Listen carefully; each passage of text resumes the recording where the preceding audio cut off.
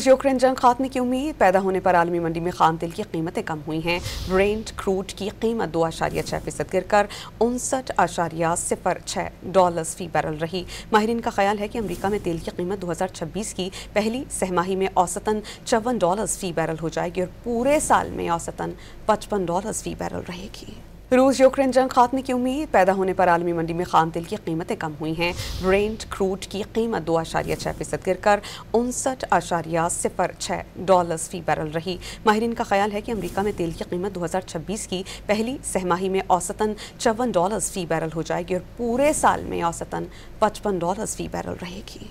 रूस यूक्रेन जंग खात्मे की उम्मीद पैदा होने पर आलमी मंडी में खाम तेल की कीमतें कम हुई हैं। ब्रेंट क्रूड की कीमत 2.6% गिरकर $59.06 फी बैरल रही। माहिरीन का ख्याल है कि अमेरिका में तेल की कीमत 2026 की पहली सहमाही में औसतन $54 फी बैरल हो जाएगी और पूरे साल में औसतन $55 फी बैरल रहेगी।